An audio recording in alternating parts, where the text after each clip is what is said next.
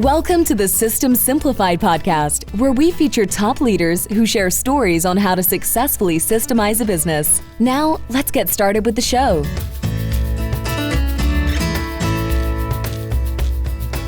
Hello, Adi Klevit here with the System Simplified podcast, where we interview top entrepreneurs, founders, and thought leaders about systematizing a business. And this podcast is being brought to you by Business Success Consulting Group. At Business Success Consulting Group, we create custom processes and tailor-made business systems so businesses can thrive and grow. All right, so it is my pleasure to introduce today's guest, Angela Byrnes. Hello, Angela. Hello, thank you for having me. Yes, great to have you. And Angela, it's such a treat to have you on because we're going to talk about nuts and bolts about marketing and creating systems for marketing. Because Angela has over 23 years of experience in actually hands-on managing dental practices, many of the hats inside the practice. So you really know hands-on how to run a business. And then you made a switch and now you're concentrating on helping dental practices with marketing with Roadside Multimedia, which is a marketing agency to help dentists promote and market their practices, and not just dentists, also healthcare. Right, absolutely. Yeah, so we decided we're going to talk today about how can you implement the correct systems in a practice or in a small business that actually make the biggest impact, the biggest return on investment, and make sure that you're doing it over and over so you can actually get the results. So, my first question is, first of all, is why have a system? Why is it so important to have a marketing system in place? Well, obviously, marketing is how your business is going to grow. It's the gasoline for your fire. You need to have something in place. Marketing is, it's not just take a pill when you have no clients at the moment. It's like nutrition, not medicine. And so you need to have that constant influx of good visibility, good marketing, good awareness, so that you never have that lull and then the panic because now we need customers immediately. So staying ahead of the game in a consistent, systemized manner is really the key, because otherwise it's reactive and kind of panic driven, and nobody wants to live in that world. That is spot on. It's the staying ahead of the curve, of the down curve, right? So it's like exactly. Knowing ahead of time, planning. That's why you need to create systems, because systems is something that you follow over and over repetitively, and then they work. So Let's talk about workable systems, because I'm sure some of our listeners are listening to right now, whether they're dentists or doctors or small business owners, and they go, okay, well, where do I start? It can be overwhelming, right? Right. Absolutely. So I think the first thing that we start with when we're creating our systems is deciding who our audience is and what our method of transmission is going to be to that audience. So that takes a little bit of planning to plan, as it were. So sitting down and thinking, maybe there's several things you want to do to promote and market your business, but doing them all at once sets you up for failure. So what are we going to focus on, this quarter? And then what are we going to focus on for the next 3 quarters? So then you have a yearly game plan, because otherwise a lot of people think I need to grow my business and they throw so many things or start so many projects at once. And a month later, they're burned out and they haven't done any of them. And they just think, oh, marketing is overwhelming. And that's not the case. So having a plan first, deciding, is it my voice that I need to work on really systemizing? Is it the online presence? Is there my website or my messaging to my audience that needs to be systematically implemented and done? Is it my social presence? And it doesn't have to be all of those at once. I mean, in a perfect world, yes, they're all just chugging along and doing it. But if you're not comfortable and familiar and you don't have these processes in place, take it in priorities based on who's going to reach your audience and how are you going to get your message out first. Once you have your focus, then you can start planning for what are we going to do this quarter, and really put it on a calendar, put it on a system where let's pretend it's social. That's an easy one to talk about. We're going to spend this quarter not just consistently posting, but finding ways to grow our audience and our reach. And that's going to be our focus for the next 3 months. And so there's, you want to plan it out. You want to know this time of the day or this day of the week, I'm going to block my calendar to focus on reaching my new audience. Because otherwise we have great intentions. We think we're going to do it. And then clients call, patients walk in the door, something happens and the week's over and you're like, oh, I was going to work on my marketing and it never happens. So you really do have to have the scheduling. And I think for me, I think scheduling is considered a system. Having the schedule in place to know when you're going to give it the mental energy to decide what's next. Because if you don't have a plan in place, even if you have a few minutes of downtime, you get caught up in the endless possibilities. So if you start with having a strong, I'd say, action plan, that here's the things I could do, this quarter, this month, this week. When you have a couple of minutes of downtime, you can just grab your checklist and go, oh, this is what I was working on, versus that just sounds overwhelming. I don't want to touch it.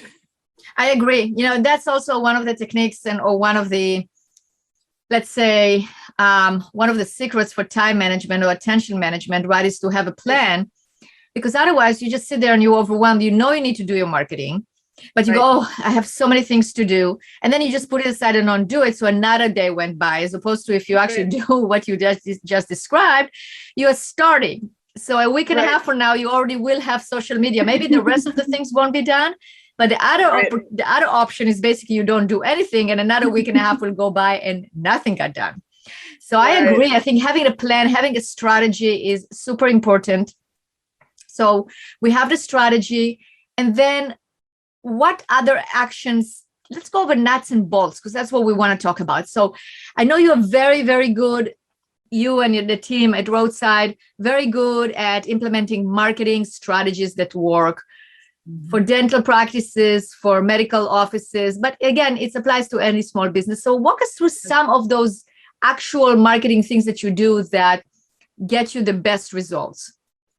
So I think I'm going to kind of start with going back to, again, kind of back to the basics of, regardless of whether you're a dental practice or a medical practice or a small business, understanding your reason for being in business, your uniqueness, and why do people come to you? Why are you happy to serve your community? Why are people referred to you? And then the same things that you're doing within your business that's making you successful, those same actions duplicated digitally is marketing. So if you have great customer service and you're able to communicate well with them one-on-one in person, turning that into an online piece of content, social media, on your website, video, there's so many options for getting your message out there. But a lot of business owners kind of panic when they think, oh, I don't know how to do video, or I don't know how to write content. And really, if you kind of back it down and say, what do you do in business every day? When you open your doors and a customer's in front of you, how do you answer their questions? Well, that's content. Just take that and do a slight tweak on it and put it online, and you just have a marketing strategy. So I know a lot of times business owners, medical practices, dental practices, they get caught up in it sounds scary and it sounds bigger than we can do. And it really isn't. One of the things that we teach our clients is everything you do is marketing. The way you interact with your customers, the way you treat them, the way their bills come to them, how easy it is for them to interact with you, all of that is marketing. And so many businesses are successful because they're already doing that so well, but they never think to translate that into a digital format. So when we work with a client, we help them kind of break down their priorities and decide which ones do you want an agency to do for you, and which ones are you going to do in office, and then have them just take, bite-sized chunks out of that and work through it. So every business may be different as to what your priority is for that month, that quarter, that year. But the point for all businesses is take what's already successful and make small adjustments to rinse and repeat, to duplicate that, to turn it online, to get more customers, like-minded customers of the ones that are your favorites. All of those things will hugely impact your practice growth or your business growth. And it's not something that needs to be scary or overwhelming. It's just little tweaks to what you already do all day long. I love it. It's really promoting what works and not having to change, but use what you have, right? It's kind of like, no need to go shop for new clothes. You can definitely go into your wardrobe and find something that works, maybe make it with a few accessories, make it prettier, but it's there. Right. So exactly. Yeah, I love it. It's a great advice because I know that thinking about how am I going to now interact on social media? What am I going to say? Where am I going to find content? So do you have any examples or any advice in terms of successful social media campaigns that you have done for clients? And what does that consist of? Like, how many times do they post? Who posts? Do you think it should be personal? Should it be an article? Right. So let's just take social for example. Now, our primary audience, our primary clients that we support are in the healthcare industry, dentistry primarily, but also other healthcare. But really the concepts apply to any business. And so each business needs to look at their own realistic structure. So do you want to stay active on social? Yes. Does it need to be daily? Well, that completely depends on your business.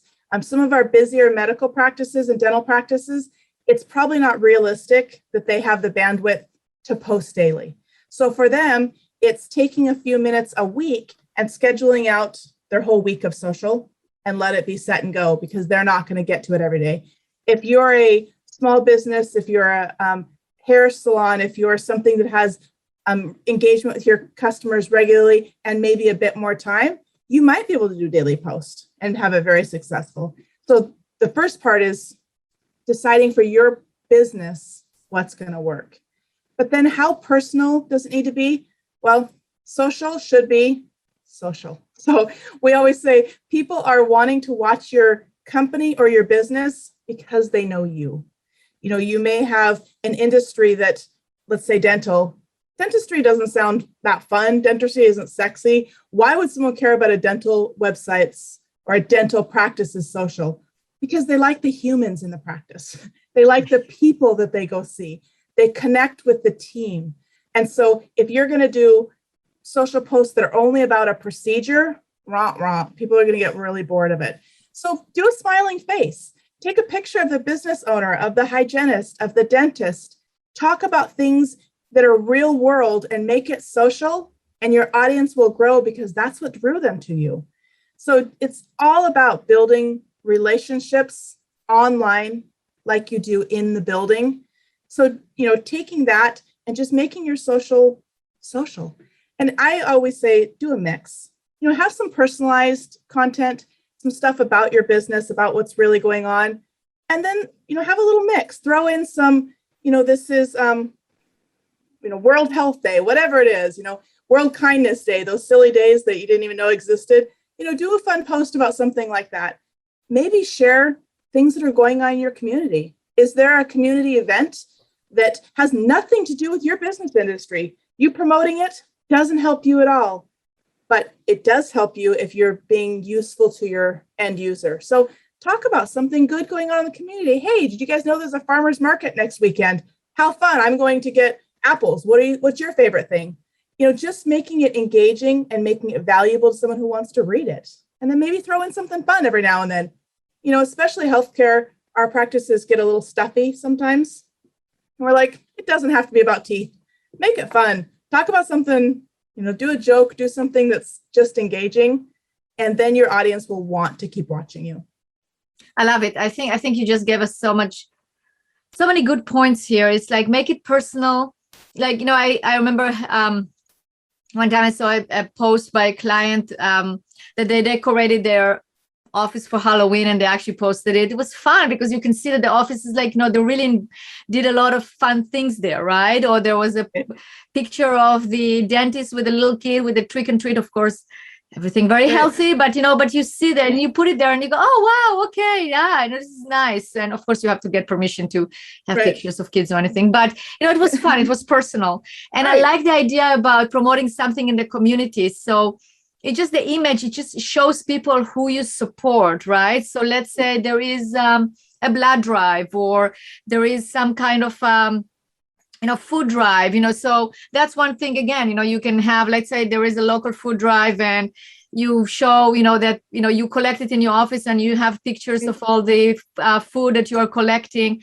Those are fun things that have nothing to do with dentistry or medical, but it just shows who you are as a person. And I love that advice. And I think what you also said, it really resonated with me, is that it's kind of like you're bringing online what you're already doing offline. So if you're not doing it offline, you need to start doing it. So then you can do it. You can take a picture of it for online. So right. Great. That's definitely, I think those are great strategies. And it also shows that it's a very simple process, because, you are all about simplifying the process, right? I mean, and this is the simple, the System Simplified podcast. It's not something complex. It's simple. It's something that if you actually have a strategy, as you mentioned, you can check off throughout the day and do, okay, well, you know what? I haven't posted anything for a week. Let's see what I can look around my office and post something fun, right? Or let's say you got a great thank you note from a patient, so you can actually take a picture of the front of the thank you note. So we don't say anything about the patient, we protect the HIPAA and everything, but we still say something nice, or we gave something nice to somebody else, or whatever. It's just like that kindness, that friendliness. I think that resonates a lot. And being authentic. I think that's what everyone, especially in the last year and a half, that's what everyone is craving, is authentic relationships and real connections. And so keeping that in mind, that's kind of what's missing right now because of the pandemic, is people just want connections. So can you connect with your patients, your audience, your community, virtually or digitally? Because that's what's going to draw more people and give you more attention. And then, being real and just showing the great things you're doing. And then, there's other parts of marketing that you can invest in and focus on. But even when you go into additional areas of marketing, it really comes back down to that same thing. Keep it simplified and little bite-sized pieces, little baby steps. So you have a plan and you know how to do it. Maybe you're working with an agency that's doing something for you, but are you scheduling time to look at the reports and see how it's performing for you? Are you scheduling time to meet with them and see how you can support their efforts to make them more successful? Those little things make your return on investment for what you're paying for so much more successful, and they're not difficult. You don't have to be an SEO expert. You don't have to be a Google Ads expert. All you have to do is connect with the person who's doing it for you and make sure you understand what they're doing and say, what else could I be doing to help? Is there something we should be doing in office, or is there more information I could provide to you to make my return on investment higher? Those little tweaks and planning for those conversations make the return that you're spending on your marketing dollars 10 times more successful. And so not using the excuses of I'm too busy to think about marketing. No, you're not. And it's not something that you necessarily even doing. You just need to follow up with it. Schedule that phone call and see the extreme success that you'll get. That's incredible. Great advice. Like, be involved, like be part of it. I'm all about delegating and using experts, but don't disconnect, right? Be involved, make the time to learn what's going on, what is working, what is not working, get the knowledge, because the knowledge is the power. Right. So definitely. So we talk, go ahead, sorry. I was going to say the days of 1995, when we were still early in our company and marketing was literally write a check to an agency and send it in the mail and never have to touch it. Those are long gone. That's not what marketing is anymore. You have to be real. You have to be authentic. You have to be involved, because everyone is now digital. Everyone is online. Early 2000s, it was still the elite few that were online. Not anymore. That's for sure. If you don't exist online, if you don't come up in a Google search, you don't exist. Absolutely. You don't exist. Yep. Yeah, so that brings up a good point in terms of the evolution, and now it's marketing online. What advice can you give in terms of actions that business owners or practice owners can do when they feel okay, they look at new patients and they don't have enough, they definitely would love this month to have more new patients, more new clients. What would you say, well, what can they do immediately? I mean, obviously they're not going to go and change the SEO, and hopefully they're working with somebody like you, and you are getting the constant flow of new patients, and you are handling them online marketing and the other avenues of marketing, whether it's direct mail or whatever it is, the social media. But what actions do you find, also from your experience of running practices, that work in order to actually increase the number of new patients or new customers, new clients? Right. Sometimes it can be as simple as remembering to speak about it. Sometimes in person, telling your existing patients that are in there, oh, we'd love to see friends and family, and we actually have a couple of openings next week. We have a spot available, even if you have 20. We have a spot available. If your spouse is still looking for that exam, we'd love to see them. Sometimes just reminding the offices or the team members to be real and talk about it. And then the same thing digitally. You can post on your social accounts, last minute opening. I have an opening for tomorrow. First come, first serve, whatever it is to get excitement up. And even if there's several, talking about one, make it exclusive. And then talking about reminding your audience that we accept new patients. We are doing this procedure. I think those are really easy ways to draw awareness. But then one of the things that I think is so important is making all of your messaging tailored to the audience, tailored to the new potential patient, the new potential customer. What's in it for them messaging, not, we whiten teeth. No, we help people gain confidence with a brighter smile. Tell them how they're benefited and why they should care that you have an opening, or why they should care that you do this procedure. And it's not just healthcare. If you're an auto mechanic, why should they care that you can do this tune-up and make their car run better? What's it going to do for them? How's it going to save them time or headache or expense? And so changing your marketing to real person, one-on-one messaging online makes, again, people build trust with you and want to do business with you. So it's just a small tweak. People think marketing needs to be these big taglines and this, professionally done content. It really needs to be about telling your potential clients, customers, how you can help them and improve their life. And then they choose you. Absolutely. It's all about help, right? And it's all about, when you ask for referrals, people sometimes feel awkward about it. I mean, you notice that? Yeah. I think it's because it depends on how it's being communicated. That's my opinion, right? Yeah. Because if you say, well, Angela, do you know anybody that needs such and such, and then you go like, well, why is she asking me? As opposed to, Angela, I'm so glad you like your smile, and I'm so glad that, your experience here with Dr. such and such was so wonderful. We love to help people. Like, this is what we live for, is to help people have a great smile and gain confidence through having a great smile. So we would love to help people like you. You can also even compliment if it's true, right? That, you are such a great patient, and we would love to help your friends and family.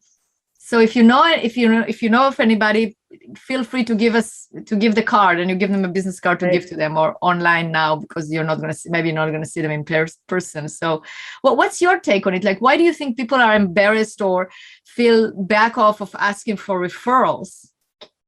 I think asking for referrals and asking for reviews are kind of the same intimidation. And it's, for me, we have a lot of recommendations for our practices to kind of script it and practice it so that it's not awkward and it's not uncomfortable, and it becomes part of their day-to-day languaging. Is, we'd love to get your feedback. We'd love to have more patients just like you. Would you give us your feedback for your procedure today, or your treatment today, or your care today, regardless of what industry you're in? But getting over the nervousness is just writing down what you're comfortable with and practicing it a few times so that you have a nice, easy flow script, and you can say it to your customers, you can say it to your patients, And then isn't this scary, oh no, I have to ask for referral or I have to ask for review. It becomes as natural as thanks for coming in today, or, drive safely on your way home. That adding in that part about a recommendation, review, referral becomes second nature. And that does take a little bit of practice. It just get over the nervousness and decide how you would word it and practice it. And we see huge benefits when that happens. Oh, for sure. So I'm putting you on a spot now, but what's your favorite way of asking for referrals? For referrals, especially, usually it's really easy to ask for referral when someone's complimented you. And so often in the business world, when you've done great service, they're going to say, thank you so much. This was so much easier than I ever thought it would be. I really appreciate I was nervous about today's procedure or treatment, and you guys made it really easy. And you just, thank you so much. We really enjoy helping our community.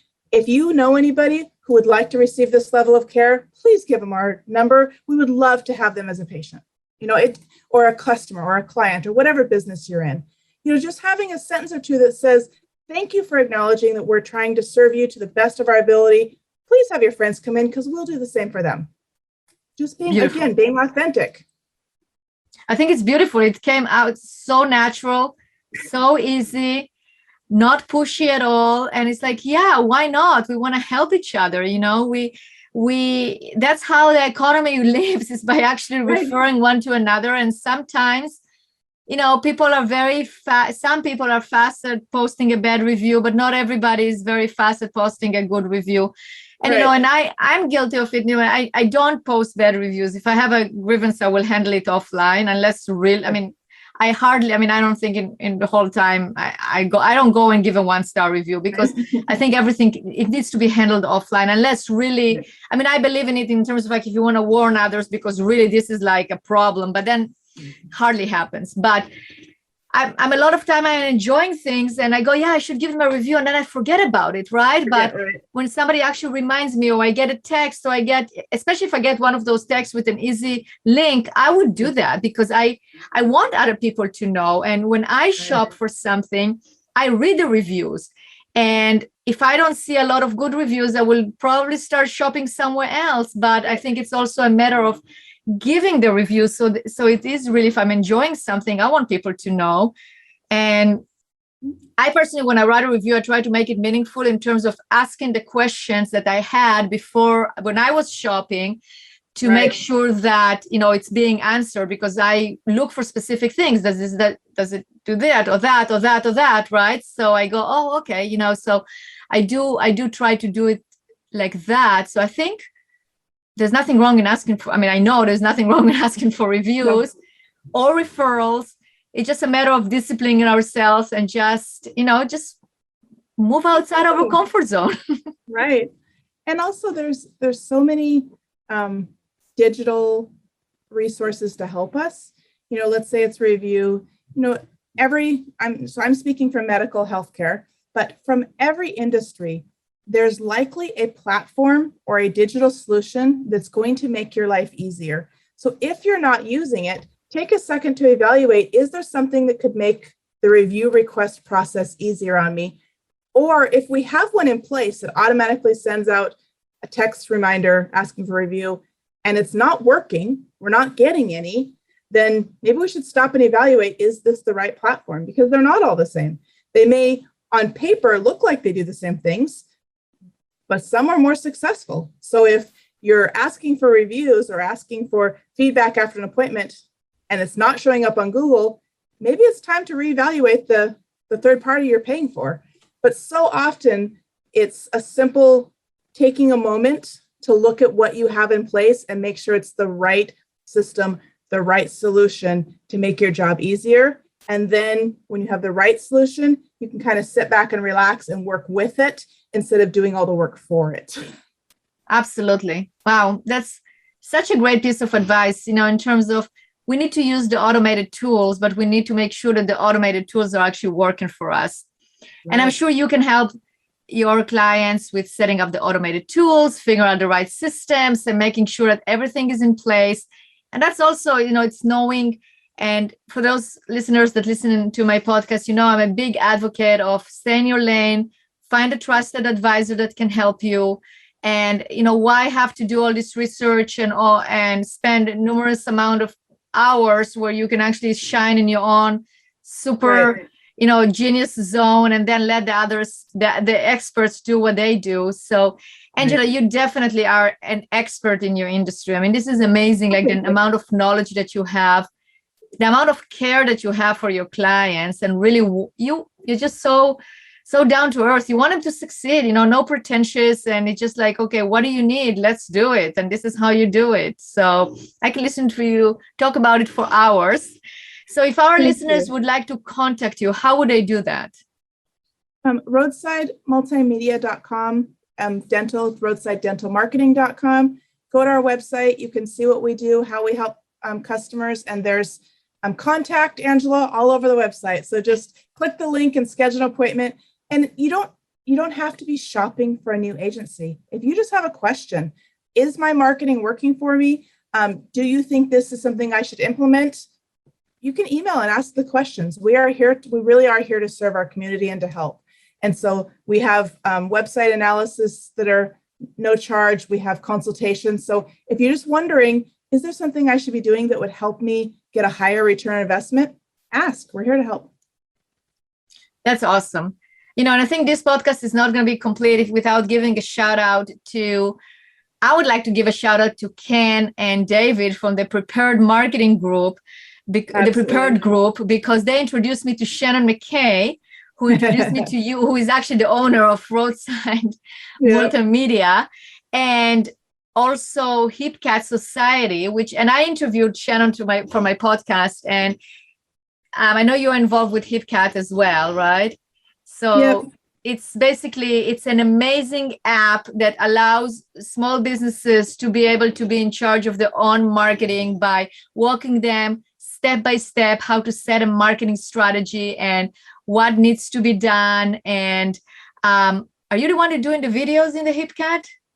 I don't do videos for HipCat. I'm doing all the videos for the dental medical side. So I'm doing the roadside videos, and they get to have fun for small businesses. That's right. HipCat really is helping all small businesses, where roadside dental marketing or healthcare marketing is focused a little more on the medical dental side. So we have our lane that we've been in for 22 years, and then HipCat is helping everyone who isn't helping healthcare. That's right. So I think we have, it's just make it the whole, right? So if anybody's listening to this and they go, well, I'm not a dentist. Okay, that's fine. So go to hipcatsociety.com and you will get the amount of knowledge like what Angela just showed today. It's just basically bottled in this amazing app that applies to any business. So there is something for everyone. And again, the knowledge today and what you shared with us, Angela, I'm so grateful. Thank you so much. It was great having you as a guest. Yeah, I appreciate it. Thanks for the invitation.